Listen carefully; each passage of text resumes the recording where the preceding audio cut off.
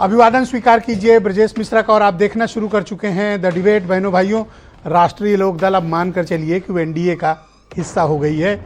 आज चौधरी जयंत सिंह ने कहा किस मुंह से मना करें। बात सही भी है, भारत रत्न मिल गया है, सीटें भी मिल रही हैं, राज्यसभा भी ऑफर है, मना कैसे करें। बड़ा लुक्रेटिव ऑफर है और इस ऑफर को मना करना भी कठिन है, और मना किया तो इसके अंजाम भी है। तो क्या वाकई में इंडिया अलायंस छोड़कर जयंत चौधरी जा रहे हैं? जवाब है हाँ। तो फिर पश्चिम उत्तर प्रदेश का राजनीतिक समीकरण क्या होगा?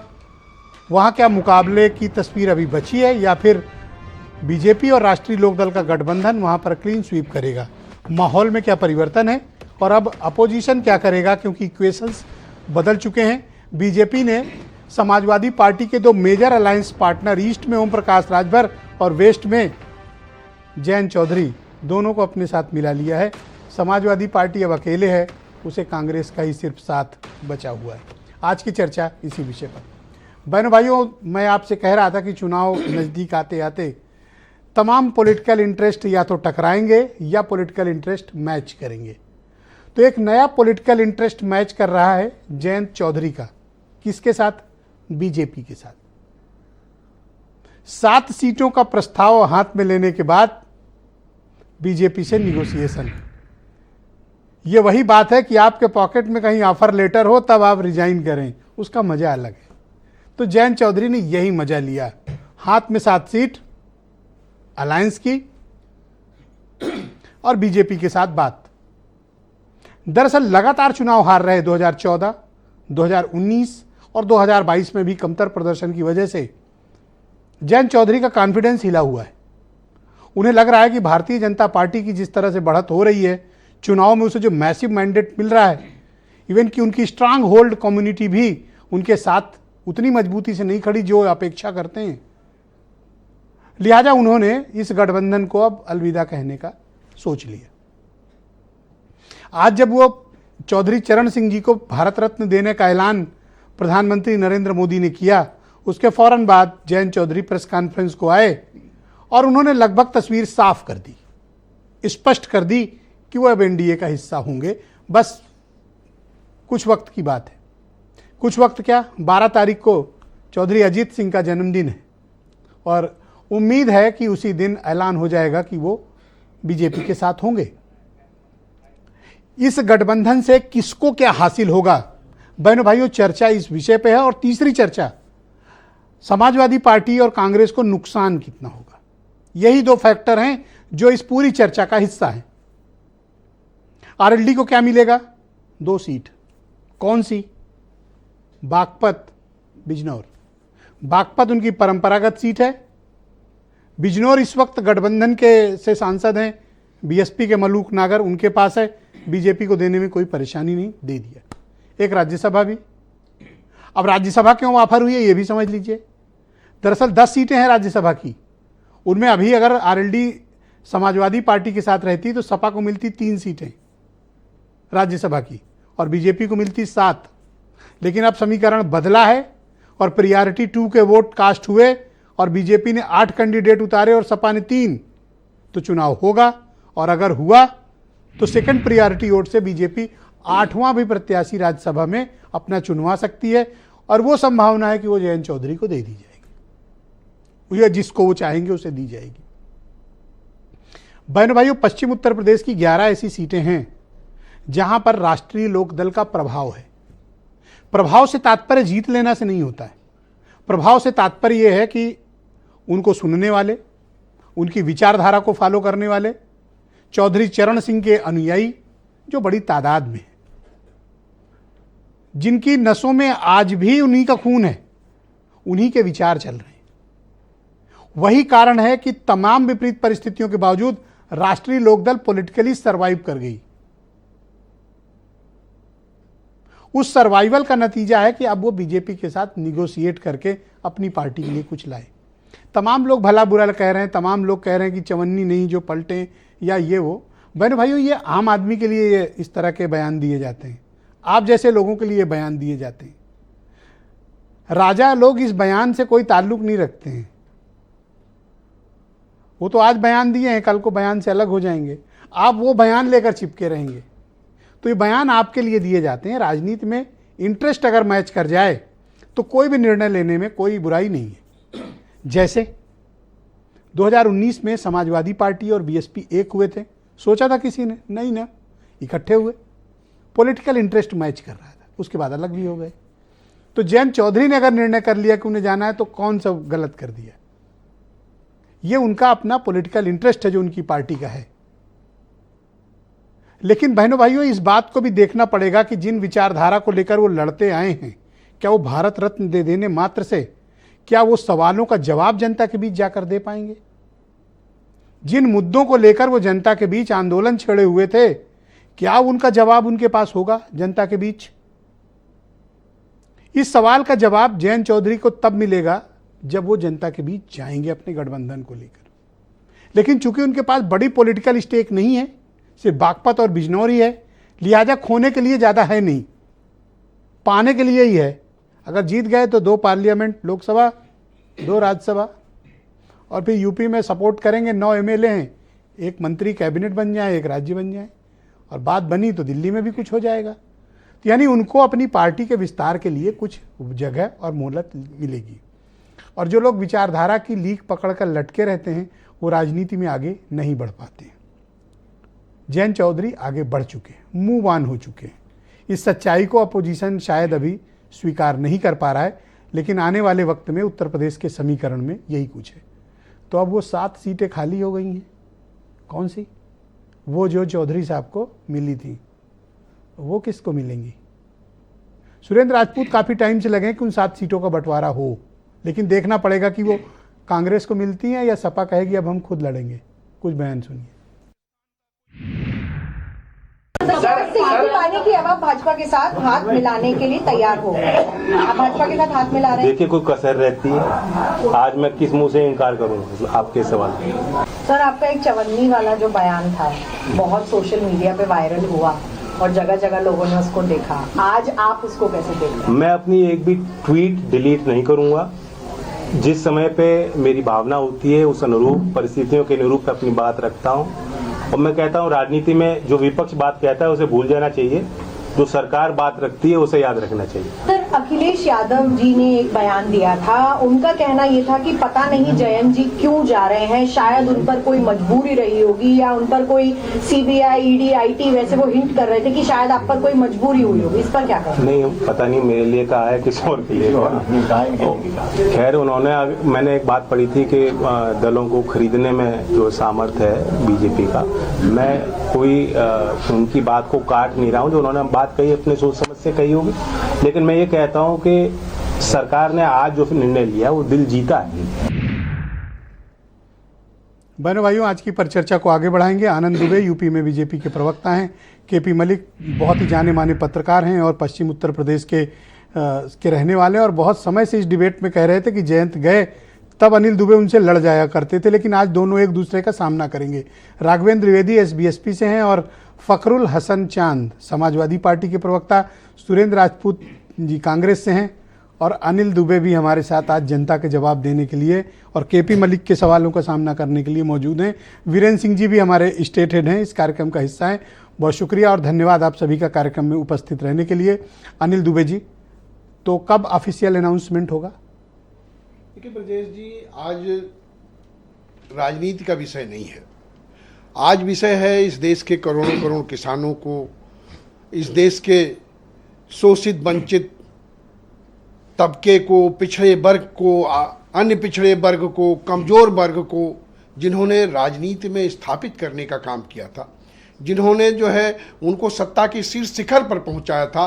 भारत के पूर्व प्रधानमंत्री स्वर्गीय चौधरी चरण सिंह जी को भारत सरकार ने सम्मानित किया है।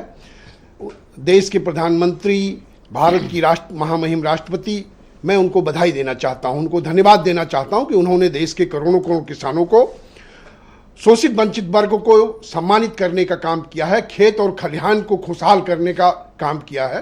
तो मैं आज बधाई देना चाहता हूं। आज इस देश के सारे किसान खुश हैं। लोग, पूरे देश में किसानों ने मिठाइयाँ बांटी हैं, पूरे उत्तर प्रदेश में जश्न का माहौल है। तो आज मैं समझता हूं कि किसानों को उत्सव मना लेने दीजिए। राजनीति हम लोग कल केपी बुला मलिक लीजिए, कह कल रहे कर हैं लेंगे। केपी मलिक कह रहे हैं कि अगर सेरिमोनियल स्पीच दे चुके हों अनिल दुबे तो अब मुद्दे पर आ जाएं कि जा रहे हैं या नहीं। नहीं, मुद्दे तो देखिए, ये हमारे राष्ट्रीय अध्यक्ष को तय करना है कि वो क्या फैसला लेते हैं। उनके ट्वीट उन्होंने का कहा ना इंतजार करिए, कि किस मुंह से मना करूं।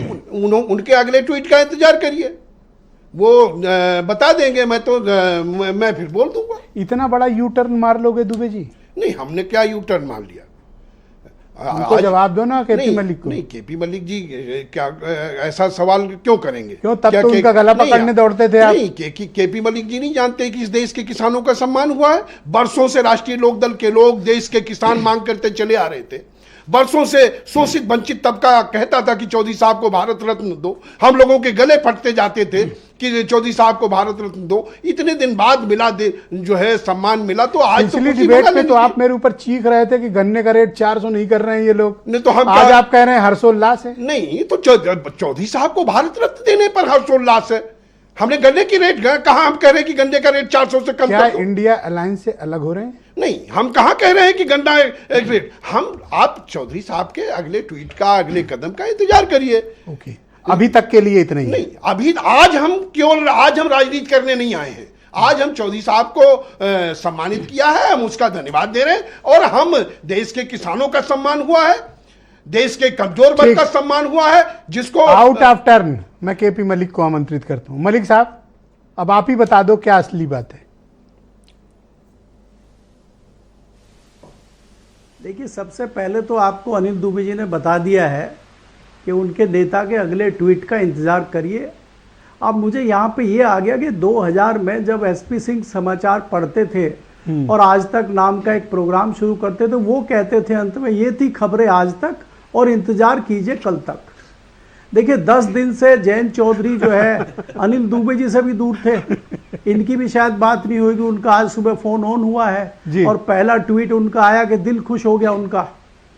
दूसरी बात यह है कि हम 15 दिन से लगातार कह रहे हैं आपको भी, और मैं बहुत भयंकर लिख रहा हूं पिछले 15 दिनों से, और मेरा जो ट्वीट है, मेरा जो खबर है, मेरा जो भी लिखा हुआ है वो जयंत को भी जाता है और दुबे जी को भी जाता है।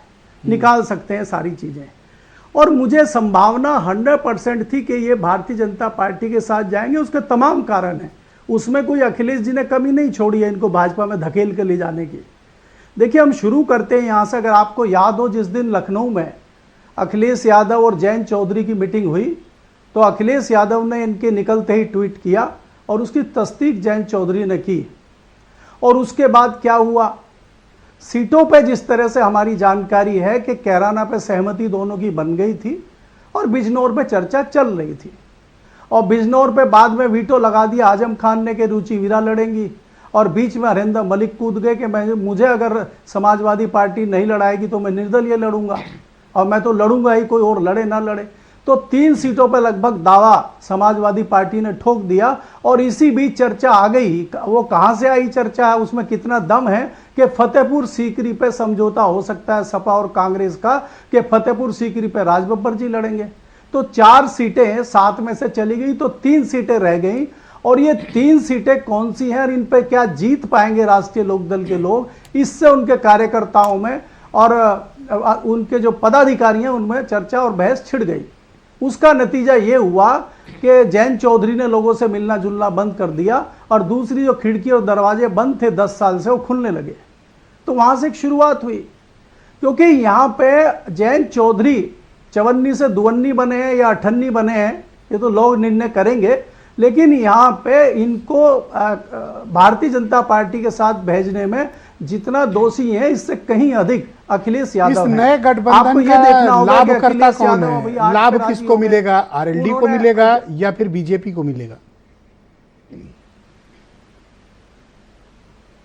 नहीं, देखिए, इसमें कोई दो राय नहीं है कि भारतीय जनता पार्टी को इसका लाभ मिलेगा। लाभ इसलिए मिलेगा कि लगभग 1 दर्जन सीटों पर बहुत ज्यादा प्रभाव राष्ट्रीय लोकदल का पश्चिमी उत्तर प्रदेश में है जी। और जयंत चौधरी को भी अगर 2 या 3 सीटें जो भी मिलती हैं, उस पर निश्चित तौर पर राष्ट्रीय लोकदल की जीतने की उम्मीदें हैं, क्योंकि आपको याद रखना चाहिए कि 2019 में समाजवादी पार्टी, बहुजन समाज पार्टी और राष्ट्रीय लोकदल मिलकर लड़े थे संक्षेप में एक और जवाब तीनों दीजिए। सीटें राष्ट्रीय लोकदल हार गया था। संक्षेप में एक जवाब तो दीजिए कि उनको इस नए गठबंधन का जी आरएलडी के समर्थकों में क्या रिस्पॉन्स है, नकारात्मक या सकारात्मक? देखिए, आरएलडी के समर्थकों में इसका बहुत अच्छा है। 80% लोग इस फैसले का स्वागत कर रहे हैं। 20% लोग हैं जो कह रहे हैं कि भारतीय जनता पार्टी के साथ जयंत चौधरी को नहीं जाना चाहिए था, लेकिन उनके पास उस तर्क का जवाब नहीं है कि जयंत चौधरी फिर कहां जाते। अकेले लड़के तो वो कुछ भी नहीं कर पाते। तो ठीक इसलिए है मलिक साहब, डिबेट के 80% लोग दूसरे जो हैं, चरण में उनके आपके बाकी समर्थकों का विचारों को स्वागत हम कर रहे हैं इस सम्मिलित फैसले करेंगे। आनंद दुबे उत्तर प्रदेश में भारतीय जनता पार्टी के प्रवक्ता हैं। दुबे जी, आपका भी बहुत स्वागत है कार्यक्रम में। तो क्या हम इसको ऑफिशियली मान लें कि राष्ट्रीय लोकदल आपके एनडीए के गठबंधन का पश्चिम उत्तर प्रदेश में हिस्सा है?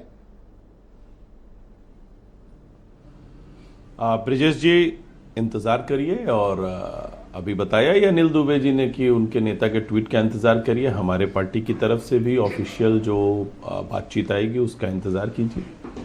लेकिन एक बात, जो बड़ी बात अनिल दुबे जी ने भी कही, और आज का दिन जो है बहुत खास है। खास इसलिए है कि प्रधानमंत्री जी ने जो बात कही थी, सबका साथ, सबका विकास, सबका विश्वास, वो योजनाओं से लेकर नीतियों तक में और देश के महापुरुषों को सम्मान देने तक हर जगह हमने दिखाया है और उसको करके जनता के सामने रखा है। अब बड़ी बात यह है कि आज जो सम्मान मिल रहा है उससे भी कई लोगों को तकलीफ है। अब आप देखिए, जयराम रमेश जी का एक ट्वीट आया, उसमें उन्होंने कहा कि ये तीनों जो हैं, स्वामीनाथन जी, नरसिम्हा राव जी और चौधरी साहब, ये तीनों भारत रत्न थे, भारत रत्न रहेंगे। बिल्कुल सही बात है। लेकिन मुझे वो भी याद आता है कि जब नरसिम्हा राव जी के पार्थिव शरीर को कांग्रेस मुख्यालय में नहीं जाने दिया गया, उस समय भी तो वो भारत सर, रत्न थे। मुद्दे पे रहिए सर। और चौधरी साहब के क्लेम साथ किए थे पिछली डिबेट जी। में मेरे साथ कि 80 में 80 जीत लेंगे। अब आपको गठबंधन करना पड़ रहा है, तो कुछ 80 में तो 80 कमी है सर। नहीं, 80 में 80 तो हम तब भी कह रहे थे जब हम ऑलरेडी तो फिर गठबंधन इनके में साथ थे। की क्या जरूरत थी? हमारे अपनी साथ जीती तो हुई हमारे सीट आप साथ तो आरएलडी को अपना दे रहे दल और हो। निषाद पार्टी है ही ना सर, अपनी सीट, जीती सीट दे रहे हो आप। हमारे साथ तो अपना दल और निषाद पार्टी है ही, इनको क्यों लिए आप? और हमारा कुनबा लगातार बढ़ रहा है। और इसी आधार पे हम कह रहे हैं कि जो हमारी योजनाएं हैं, नीतियां हैं, नियत है, कार्यक्रम है, और हमारे जो परिवार, हमारा जो कुनबा बढ़ रहा है, उसके आधार पे 80 में 80 जीतेंगे और देश में 400 सीटों का यही लक्ष्य। तो मैं जानना चाहता हूं कि फिर इसमें क्या बुराई है? इसमें क्या इनके खराबी है? साथ लेने के पहले आप 80 जीत रहे थे, अब इनको भी साथ लाए हैं आप, तो कुछ तो डाउट रहा होगा ना, तभी तो इन्हें लाए हैं। नहीं, बिल्कुल नहीं। परिवार जितना बड़ा होता है, मजबूती उतनी अच्छी होती है। राजनीति में आप जब चलते तो हैं आपके लिए तो आपको फिर ये मजबूत यूजलेस लोगों हैं, का अगर साथ आपकी जो भाषा माने तो मिलता है, ये आप उसको यूजलेस छोड़ते तो है नहीं। तो क्या ये यूजलेस है? नहीं, क्या ब्रजेश जी, तो क्या जरा ये रिपीट यूजलेस हैं जो आप इनके आने के पहले भी उतनी जीत रहे थे, उनके आने के बाद भी? तो इनकी कोई उपयोगिता नहीं आपकी नजर में फिर? नहीं ब्रजेश जी, राजनीति में जो लोग भी सार्वजनिक जीवन में है, सबकी अपनी अपनी उपयोगिता है और किसी की उपयोगिता से कोई इनकार नहीं कर सकता। अगर अखिलेश यादव जी राजनीति में है तो उनकी भी उपयोगिता है, कांग्रेस पार्टी है तो उसकी भी उपयोगिता है, हमारी भी है, जयंत चौधरी साहब की भी है, सबकी उपयोगिता है। हम किसी पर सवाल नहीं उठा सकते। हाँ, यह जरूर है कि हम अपनी मजबूती के लिए कार्य करते रहेंगे और राष्ट्र के लिए जो बेहतर होगा उसके हिसाब से हम आगे बढ़ेंगे। फखरुल हसन चांद, समाजवादी पार्टी के प्रवक्ता, तो आज तो तलाक हो गया। अब ब्रजेश जी, मैं भी भाजपा और आरएलडी की तरह कह के निकल सकता हूं कि ट्वीट का इंतजार कीजिए, तलाक हुई या नहीं हुई पर इसका आप भी बहुत इंतजार छाती कीजिए। ठोक के बात करने वाले आदमी हो, आप सीधी बात नहीं, करें। मैं तो सीधी बात करूंगा। देखिए, राजनीति का ही विषय है आज। अगर हमारे आरएलडी के मित्र ने कहा कि ये राजनीति का विषय नहीं है, तो मैं एक सीना ठोक के कहता हूं कि ये राजनीति का विषय है। नियमता जो पुरस्कार एक साल में 3 को ही दिया जा सकता है, वो 5 को दिया गया। राजनीति का ही तो विषय है। तो ये कैसे कह सकते कि राजनीति का विषय नहीं है? और चौधरी चरण सिंह जी का जो योगदान है, किसानों के लिए जो काम किया उन्हीं ने, वो भारत रत्न नहीं भी दिया जाता तो भी वो योगदान को कभी नहीं भुलाया जा सकता। किसान अगर उनको आज भी याद कर रहा है, किसानों के वो तो मसीहा कह के रहे हैं रूप में। कि किस मुंह से इनकार करूं? ये काला तो कानून साफ है। नहीं, काले कानून किसानों के लिए लेके आए, हमने लड़ाई लड़ने का काम किया। भी नेताजी लड़े को थे। पुरस्कार दिया भारतीय जनता पार्टी की सरकार ने, हमने इनकार किया क्योंकि हमारी विचारधारा मेल नहीं खाती है। हम अपने जो नीतियां हैं, जो कार्यक्रम हैं, हम उनको थोड़ी छोड़ सकते हैं। अगर नेताजी को भी भारत रत्न दे दे तब तो क्या हम भारतीय जनता पार्टी के साथ चले जाएंगे? हम तो उनके खिलाफ हैं, हम उनकी नीतियों के खिलाफ है, फांसीवादी जो सोच है उसके खिलाफ हैं। ये तो नेताजी की लड़ाई दुबे थी। जी इतना बड़ा यू टर्न कैसे मार रही है? ये चौधरी चरण सिंह जी की जो सोच है, जो विचारधारा है, वो भारतीय जनता पार्टी के खिलाफ है। और मैं तो दूसरी बात कहता हूं, अगर आप गूगल कीजिएगा तो चौधरी चरण सिंह जी सबसे बड़े समाजवादी नेता के रूप में आपको गूगल कर लीजिए, सर्च में नजर इन्होंने आएगा। ऐसा क्यों किया आपके साथ? उत्तर प्रदेश के मुख्यमंत्री जी कहते हैं कि समाजवाद एक ढकोसला है, और दिल्ली की सरकार समाजवाद के बड़े नेता उनको भारत रत्न दे रही है। इन्होंने आपके साथ क्यों किया ऐसा अनिल दुबे ने?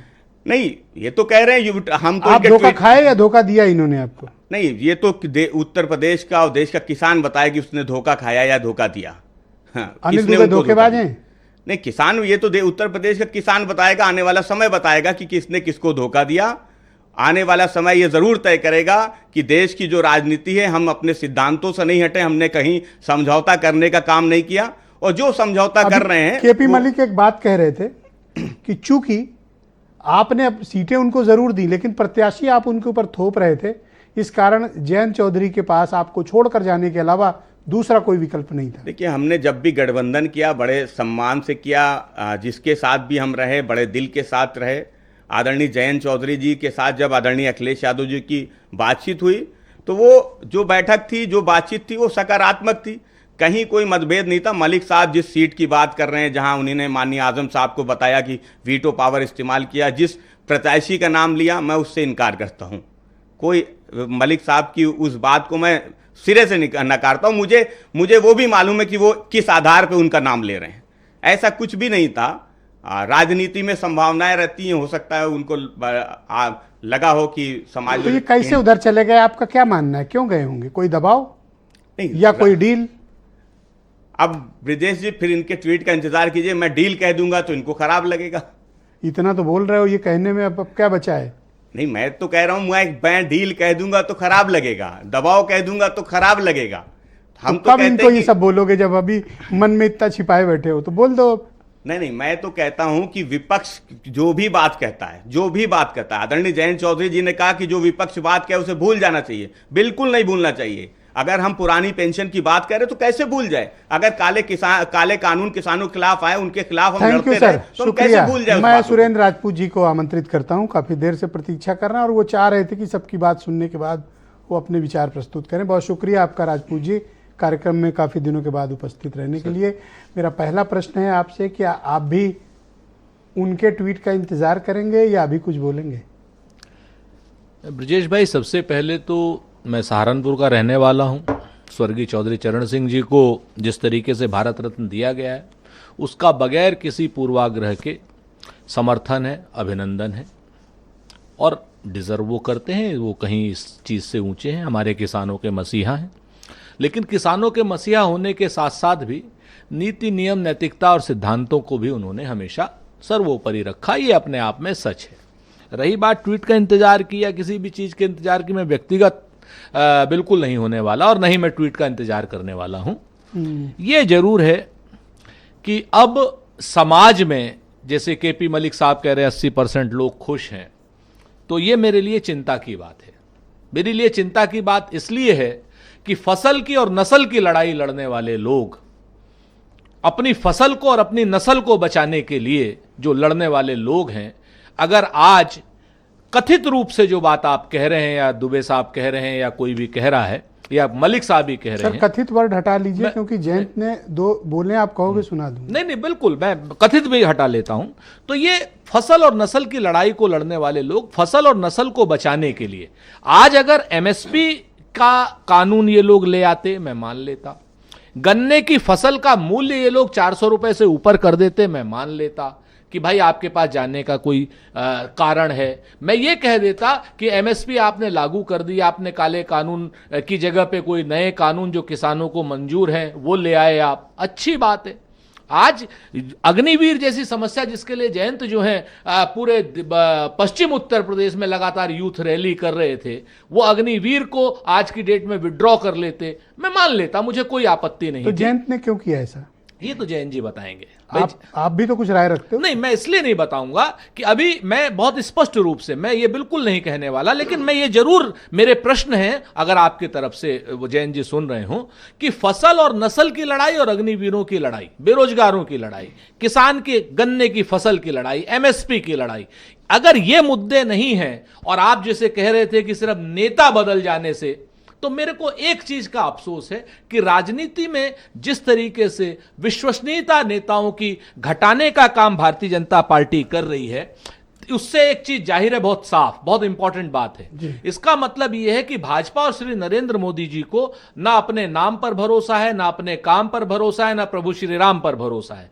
इसीलिए वो आज जयंत जी की शरण में जा रहे हैं, नीतीश कुमार जी की शरण में जा रहे हैं, और उस बड़ बोले ओम प्रकाश राजभर जी की शरण में जा रहे हैं, जिन्होंने उनको सर, आपने जयंत चौधरी की प्रेस कॉन्फ्रेंस सुनी होगी जी, बहुत ही साफ, क्लियर एंड लाउड उन्होंने कहा, किस मुंह से इनकार करूं? नहीं, मैंने कहा ना, अब और क्या कह दें वो आपसे कि तब आप बिलीव करोगे? और क्या कह दें? मैं आप पर और उन पर, दोनों पर विश्वास कर रहा हूं, लेकिन मैं तो जनता की तरफ से पूछ रहा हूं कि भाई वो स्थितियां क्या हुई कि आप फसल की लड़ाई, नस्ल की लड़ाई, अग्निवीर की लड़ाई। अगला स्टेटमेंट सुनिए, उन्होंने कहा जो कहा भूल जाना चाहिए, आप भूल जाओ सुरेंद्र जी। हाँ, मैं फिर अब उन्होंने यहां पर बात कि भूल जाना चाहिए।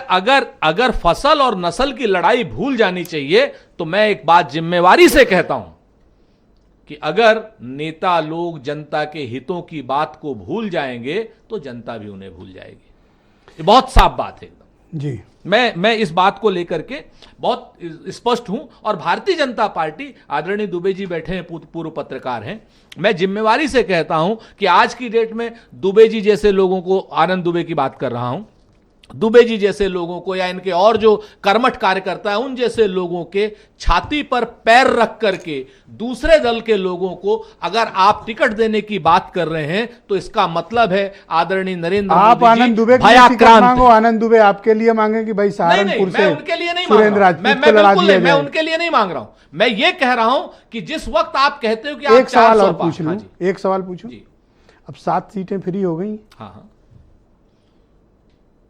तो हम तो 80 की 80 पर लड़ रहे हैं ना। हमने सवाल ही नहीं पूरा किया, आप पहले ही बोल दिए।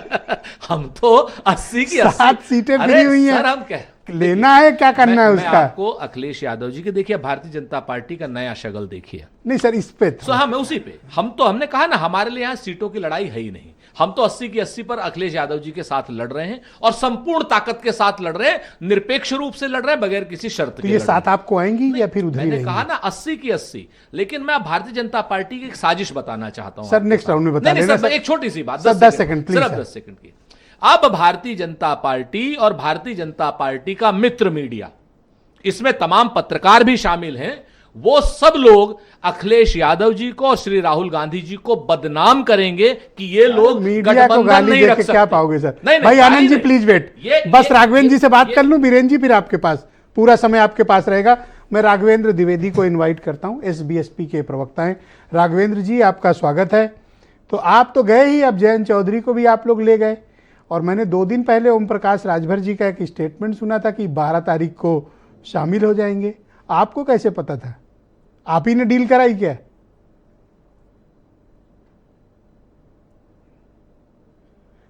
राघवेंद्र जी, आप मुझे सुन पा रहे हैं?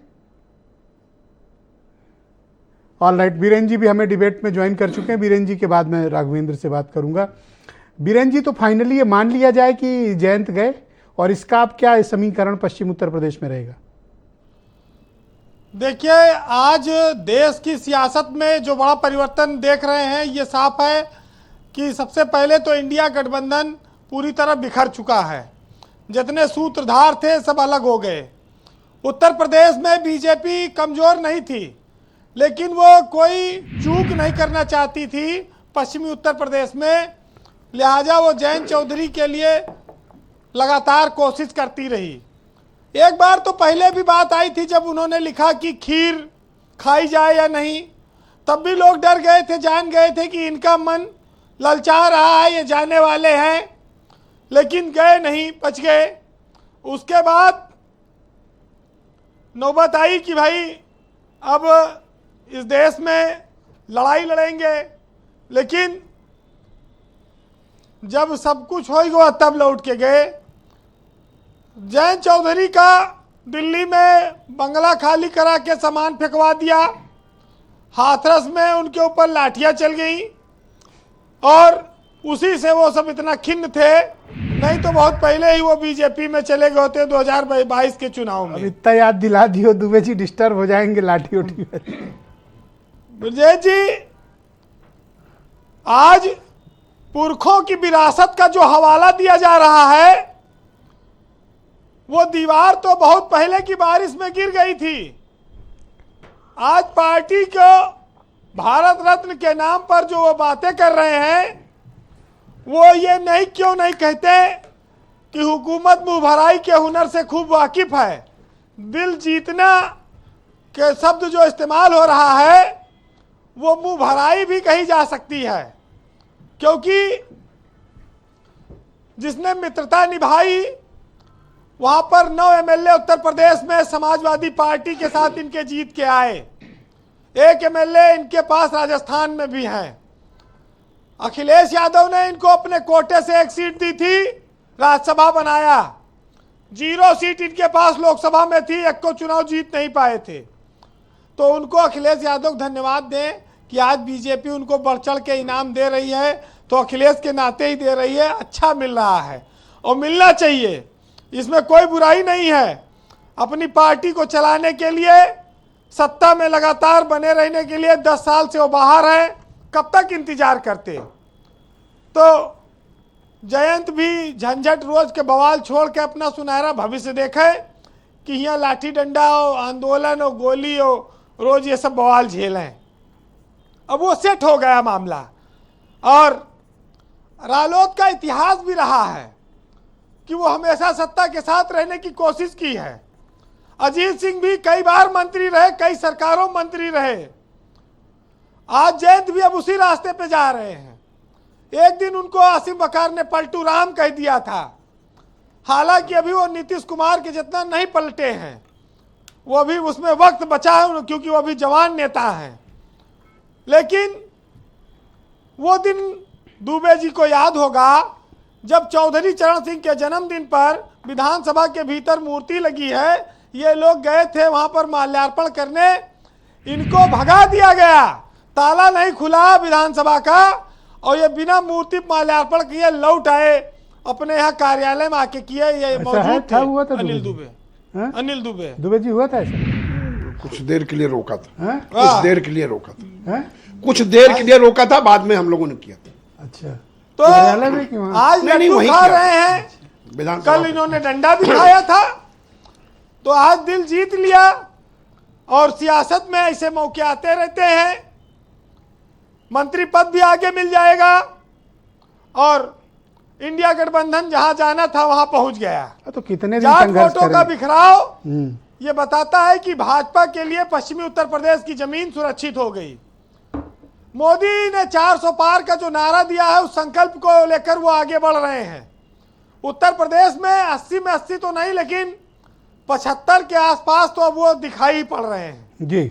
और मोदी और योगी की जोड़ी यूपी में जब ओम प्रकाश राजभर आ गए, बहुत विरोध करते थे। अब जयंत चौधरी आ गए जो कहते थे चवन्नी थोड़ा है कि पलट जाएंगे, चवन्नी अठन्नी कुछ नहीं। अब खाली वो एक उनका अस्तित्व इतना है कि वो एक मुद्रा है, इसलिए जानी जाती है। ना तो चवन्नी का अस्तित्व बचा है इस देश में, ना अठन्नी का। और जयंत चौधरी ने भी इसीलिए शायद उसका इस्तेमाल किया था। अब कह रहे थे भूल जाओ जो कहा, आप क्यों मतलब कह रहे हैं भूल जाओ? भाई भूल तो जाए नहीं पड़ेगा, आखिर वो अपनी पार्टी को कब तक दिलासा देते। अगर राज्यसभा मिले, मंत्री पद मिले और सम्मान मिले कार्यकर्ताओं को तो ठीक है। ब्रजेश जी, जयंत के जाने से कांग्रेस बहुत खुश हो, कांग्रेस में खुशी है। कांग्रेस इस बात से खुश है कि अब अखिलेश यादव से ज्यादा सीट दे देंगे। मैं तो ये भी पूछा, मैं बल्कि हम सब लोग सिफारिश किया कि भाई सहारनपुर राजपूत जी को लाओ। तो ये सब फायदे में है, कोई चिंतक बात नहीं है। लेकिन देखिए, इंसान को जो है और नेता को दो तरह की भूख लगती है। जब पेट की भूख होती है वो तो आप खाना खा के अनाज से शांत कर लेते हैं, लेकिन जो सत्ता की भूख है वो झूठी कस्में, झूठे वादे, तमाम सारे कहानियां गढ़ने से ही पूरी होती है। तो अगर जयंत चौधरी ने ऐसा कर दिया तो इसमें कोई बुराई नहीं है जी। एक टाइम था ब्रजेश जी जब टमाटर के दाम 100 रुपया के ऊपर चला गया, तो इस देश में जब टमाटर के नंबर आ सकता है तो रालोद के भी तो नंबर कभी ना कभी आ सकता है। भाव तो ऊपर जाना है, बस खाली अपनी बारी का इंतजार करना पड़ता है। तो यही तो सही बारी है। कर्म करते रहो, दिन सबके बदलते हैं और बदला दिन इनका भी। तो इनके चेहरे पे अनिल दुबे की खुशी क्यों नहीं दिख रही है मुझे? देखिए, खुशी जो है वो पैसे पर नहीं, परिस्थितियों पर निर्भर करती है। जैसे अगर एक बच्चा गुब्बारा खरीद कर खुश होता है, दूसरा बच्चा गुब्बारा बेच कर खुश होता है, और एक तीसरा बच्चा भी है जो गुब्बारा फोड़ कर खुश होता है। तो ये सब कहानियां इन्हीं चीजों के इर्द गिर्द चलती हैं। वाह वीरेन जी वाह। बहरहाल जी कंक्लूड करें। मुर्गी और बत्तख वाली अगर आप कहिए एक छोटी कहानी अरे सुना बिल्कुल, दूं। आज तो आप ही का दिन है। एक बार एक मुर्गी ने बत्तख से शादी कर ली, मलिक साहब सुनिएगा जी। तो मुर्गे सब बहुत नाराज हुए कि क्या तुमको हमारे समुदाय में, हमारी कम्युनिटी में कोई मुर्गा नहीं मिला था जो तुम शादी कर लेती, तुमने बत्तख से कर ली। सुना मलिक साहब? तो मुर्गी ने कहा कि मेरा मन भी तो बहुत था मुर्गे से शादी करने का, लेकिन मम्मी पापा चाहते थे कि लड़का नेवी में हो, तो बत्तख पानी में रहती है, लड़का जो है वो नेवी में था। इस चक्कर में वो शादी हो गई।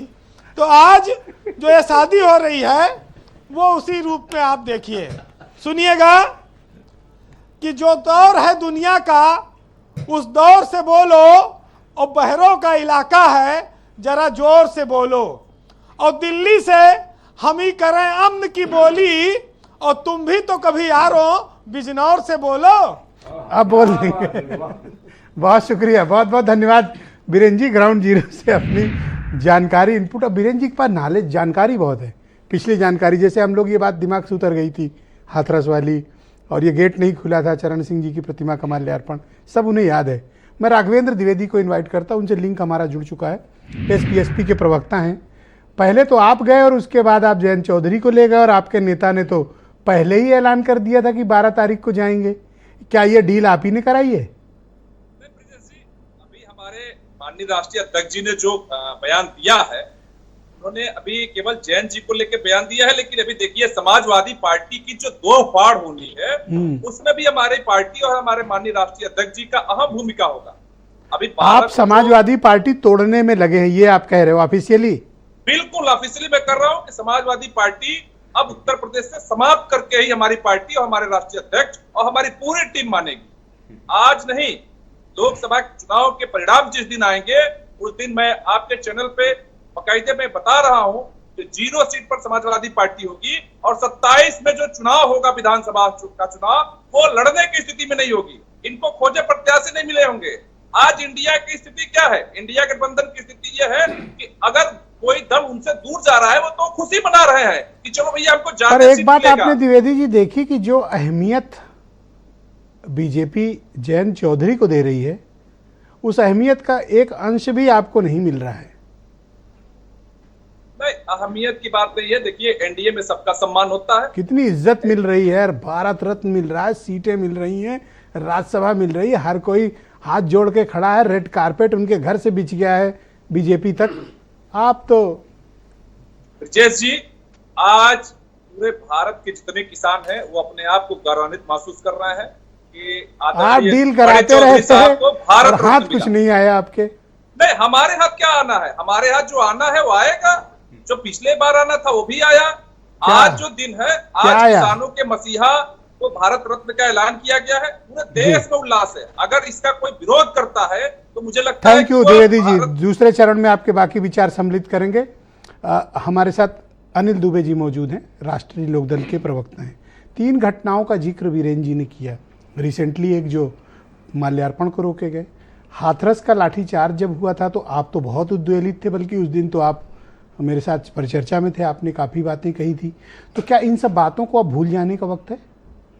देखिए ब्रजेश जी, हमने बीरेन जी की बात को मैं कोई काट नहीं रहा हूँ कि किसी चीज़, हमने कोई अपने मुद्दे नहीं छोड़ रखे हैं। हम अपने मुद्दे हमारे वही हैं जो बातें उठ रही हैं। आज तो हमने कहा कि आज जो उन्होंने देर आए दुरुस्त आए, आज जो चौधरी साहब का उन्होंने सम्मान किया है उसके लिए हम उन्हें धन्यवाद देने आए हैं।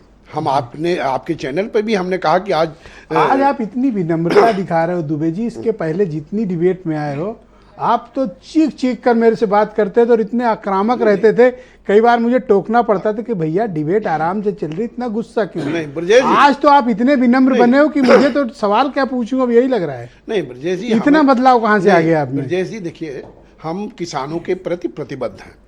किसानों के मुद्दे पर ना हमने कभी वो तो बिल्कुल दिख गया हम नहीं, ना कभी हमने पहले समझौता किया, ना हम आप करने वाले कभी नहीं करते। हम किसानों के मुद्दे नहीं छोड़ने वाले हैं। जो बातें भी यहाँ उठाई गई, क्या जो है माननीय मुलायम सिंह जी को पद्म विभूषण मिला तो क्या उसका सम्मान नहीं हुआ था क्या? पर वो गए नहीं थे ना उस समय ये सवाल क्यों उठे? वो गए नहीं तब उठे थे, आपने ये सवाल पूछे? मैं तो 10 बार पूछा हूँ, लेकिन गए नहीं उस थे। समय ये सवाल आपने पूछे थे, जो जिन सवालों को आज आप पूछ रहे हो। भैया हमने आज उनसे पूछा, आज इस देश के किसानों की मसीहा का सम्मान हुआ है, उसका आप बताइए। या तो आपको बुरा लग रहा हो तो आप वो बता दीजिए मुझे, जिसको भी बुरा लग रहा हो।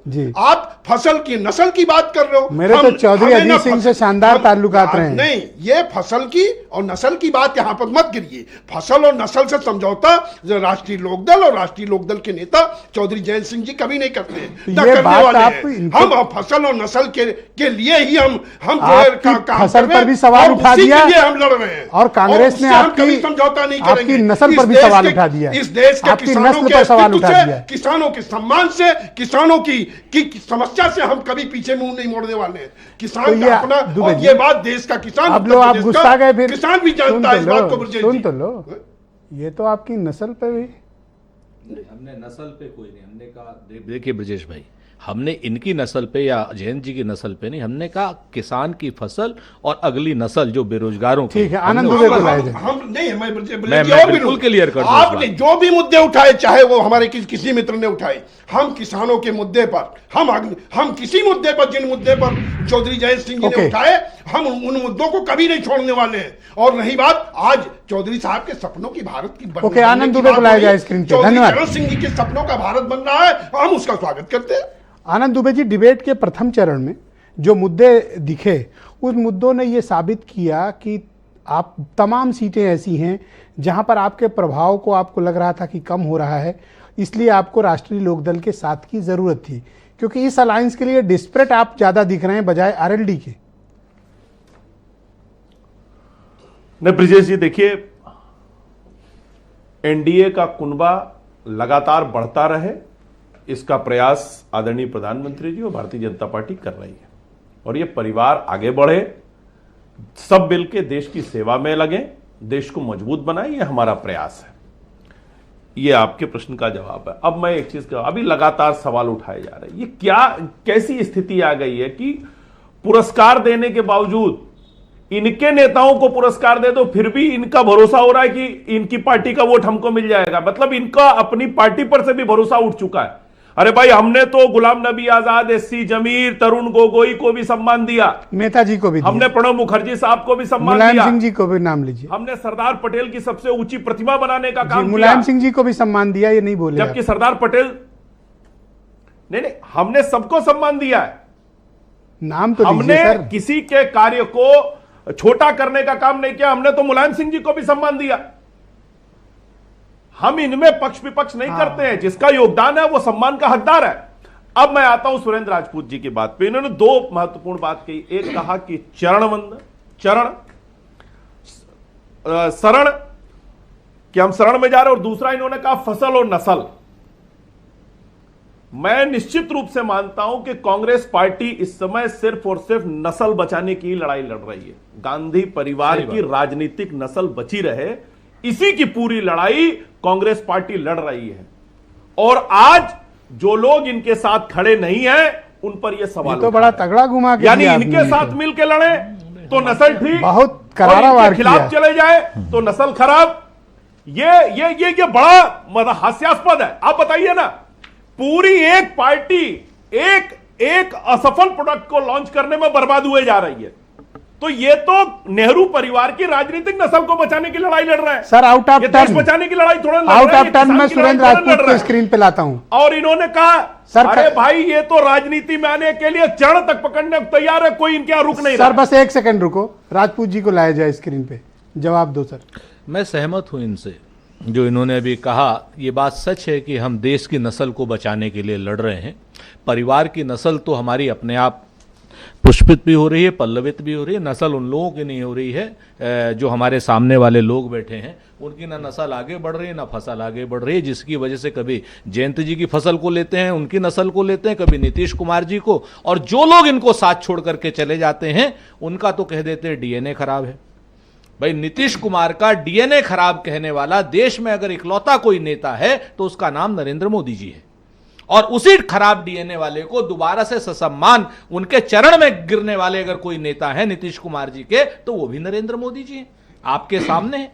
रही बात हमारी फसल और हमारी नस्ल को, मैंने फिर से मैं कहता हूं कि फसल एमएसपी से बचेगी। फसल बचेगी जब क्रॉनिक कैपिटलिस्टों के नाम पर आप जमीनों का अधिग्रहण कर रहे हैं, जब नए किसान कानून ला करके आप गौतम अडानी जैसे आदमी को देश की जमीन गिरवी रखने की बात कर रहे हैं, तो हम वो फसल बचाएंगे और वो नस्ल भी बचाएंगे। जो जयंत चौधरी जी लगातार अग्निवीरों के लिए पिछले 2 साल से, जब से अग्निवीर हुए, जिम्मेवारी से कहता हूं, अनिल दुबे जी यहां बैठे हुए हैं, अग्निवीरों के लिए उन्होंने जो यूथ कॉन्क्लेव्स किए पूरे पश्चिमी उत्तर प्रदेश में, वो नस्ल हम बचा कर केपी मलिक जी को लाया जाए, केपी मलिक जी को स्क्रीन पे लाया जाए। केपी मलिक साहब, अब आप पश्चिम उत्तर प्रदेश की स्थिति को थोड़ा से, हाँ आनंद जी दूंगा छोटा जवाब ब्रजेश जी। अच्छा 10 सेकंड प्लीज बोलने, एक डायलॉग केवल बोलिए। देखिए सबसे बड़ी बात यह है, इन्होंने अडानी का नाम लिया। इनसे पूछिए ना कि इनकी सरकारों में अडानी को क्यों काम दिया गया। बिल्कुल आगे भी सर, देंगे, अभी तेलंगाना में भी दिया है इन्होंने। लेकिन हम उसको देश को बंधक नहीं बनाने देंगे। सर, रेल भी आपका, तेल भी आपका, संरचना भी केपी मलिक जी को स्क्रीन पे, thank you sir, thank you, शुक्रिया। अडानी पे डिबेट नहीं है सर, मुद्रा पोर्ट के लिए thank you sir. KP Malik ji को स्क्रीन पे लाया जाए। All right, thank you sir. KP Malik साहब को लाया जाए स्क्रीन पे। अरे दुबे जी रुक जाओ, आज अडानी पे डिबेट नहीं है, आज जयंत चौधरी पे। केपी मलिक साहब, 27 सीटें पश्चिम यूपी की, 19 बीजेपी के पास, 8 अपोजिशन के पास, 4 बीएसपी, 4 समाजवादी पार्टी। अब आप जयंत चौधरी इधर के अलाइनमेंट में चले गए हैं, अब क्या सिनेरियो होगा आगे? और ये जो 7 सीटें जयंत के कोटे से बची अलायंस के पास, ये किसको जाएंगी?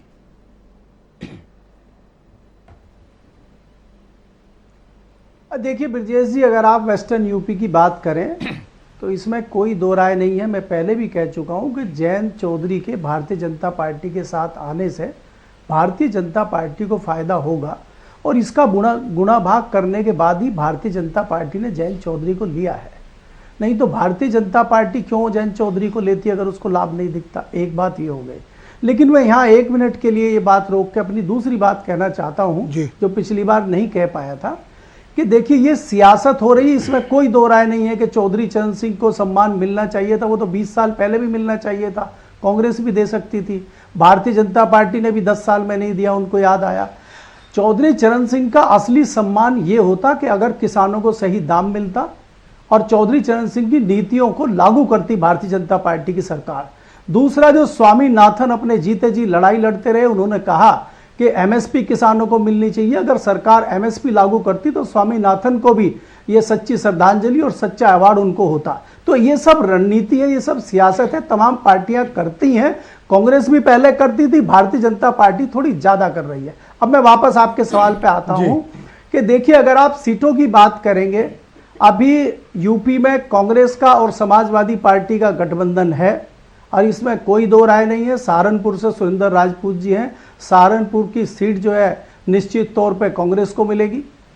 कई सारी ऐसे सीटें हैं कि जहां पे अब वो खुलेआम कांग्रेस को समाजवादी पार्टी से सीटें मिल सकती हैं। लेकिन मुझे थोड़ा सा संशय इस बात का भी है कि मायावती जी जिस तरह से चुपचाप बैठी हुई हैं और आज भी कांग्रेस में और अखिलेश में बहुत अच्छा मुझे संवाद दिखाई नहीं दे रहा है। तो मुझे लगता है कि कांग्रेस भी इस बात का इंतजार कर रही है कि मायावती अगर आचार संहिता लगने के बाद कोई निर्णय लेती है तो कांग्रेस की और बसपा की बात बनती है, तो समाजवादी से ज्यादा फायदा कांग्रेस को बसपा के साथ जाने में मिलेगा। इस पे भी कांग्रेस विचार कर सकती है, मुझे ये भी थोड़ा संशय है। ठीक है, 10 सेकंड के लिए मैं सुरेंद्र राजपूत के दो एक डायलॉग बोलिए। हाँ बिल्कुल, मैं क्योंकि अभी 2 गेस्ट बाकी हैं मेरे पास। केपी मलिक साहब हमारे वरिष्ठ हैं, मैं बहुत सम्मान करता हूं, लेकिन इस बात को मैं कैटेगोरिकली डिनाई करता हूं कि इंडिया गठबंधन में हम श्री अखिलेश यादव जी के साथ में हैं, और इसके अलावा अगर कोई गठबंधन में दल आएगा तो बगैर हमारी जो राष्ट्रीय स्टीयरिंग कमेटी है जिसमें अखिलेश यादव जी भी हैं, उनकी सहमति के बगैर फखरुल न हसन कोई चांद, आएगा। समाजवादी पार्टी के साफ सी बात। समाजवादी पार्टी के प्रवक्ता, देखिए दुबे जी ने स्पष्ट किया कि जब आपके नेता मुलायम सिंह यादव जी को Padma Vibhushan second highest civilian award Bharat Ratna के ठीक पहले का दिया गया, तब तो इन्होंने नहीं कहा कुछ। आज इनके नेता को भारत रत्न मिला तो आप इनकी सत्यनिष्ठा पर सवाल उठा रहे हो। नहीं, हम कोई सवाल नहीं उठा रहे हैं, समाजवादी पार्टी कोई सवाल नहीं उठा रही। सवाल तो तब है कि जब आप मीडिया के सवालों का जवाब दें और आप सवाल छोड़ के चले जाएं। भूल जाएंगे, हम थोड़ी सवाल उठा रहे हैं और आप कहें कि जो विपक्ष बोलता है उसे भूल जाए, तो कैसे भूल सकते? हम जो मुद्दे हैं उनको कैसे भूल जाए? अग्निवीर की भी बात हो रही थी, जो लड़ाई अगर आदरणीय जयंत चौधरी जी लड़ रहे हैं उसको कैसे भूल क्या जाए? राष्ट्रीय लोकदल के नेता चौधरी जयंत सिंह जी ने किसी मुद्दे को छोड़ने की बात की है? ये सवाल आज कहां से रहा? आज इस देश के किसानों के मसीहा का सम्मान और उसी पर स्टैंड अप करें। विरोध आप कर रहे थे उस सब मुद्दों के साथ बीजेपी में जाएंगे तो फिर बीजेपी क्या करेगी आपका? ये चौधरी साहब के सपनों की बात हो रही है, चौधरी साहब के सपनों को कौन साकार सा करने सपना की आपका बात पूरा हो हो रही गया है। है? चौधरी साहब को सम्मानित किया गया, उसका स्वागत कौन सा सपना पूरा कल बुला लीजिएगा कल शाम बहस करने। एक सेकंड, अरे रुको, आप फिर किसी दिन बोले एक सेकंड रुक जाओ, बहस हो जाएगी। कल क्या करने वाले हो? गन्ना किसानों की जो फसल कल का उनको जिक्र क्यों भुगतान किया? हो गया। नहीं, मैंने इसलिए क्यों बोले? MSP मैं पे क्या कल क्या करने वाले हो? कल का मीन्स अगली डिबेट आप बुलाने। आज हमने कहा कि आज राजनीति का ऐसा विषय नहीं है। नहीं, राजनीति का विषय नहीं की जा है। नहीं सकती दुबे जी, है। मैं स्वीकार नहीं करता, ये राजनीति का ही विषय है। हैं? ये राजनीति का ही विषय है। जो पुरस्कार दिए जा रहे हैं वो राजनीति के कारण ही दिए जा रहे हैं। देखो मीठा मीठा कब नहीं। कड़वा तू नहीं होता। नहीं, ये जब आपको सम्मान मिला तो आपने भी स्वागत किया। नहीं तो हमने भी आप स्वागत किया। चलिए तो आप डिबेट में बोल दीजिए, आप कहीं नहीं जा रहे। आप कह दीजिए कि नहीं, आप कह दीजिए कहीं नहीं जा रहे। आपको तो ये बात मैं नहीं तो कहनी सीना ठोक के चाहिए। कहता हूं कि भारतीय जनता पार्टी के खिलाफ हैं, रहेंगे, हमेशा लड़ते रहेंगे उनकी नीतियों के खिलाफ। आप बोलिए, आप बोलिए कि आप भारतीय जनता पार्टी के खिलाफ हैं, लड़ते रहेंगे, आप इंडिया आज गठबंधन में मैंने हैं कहा ना, और आज रहेंगे।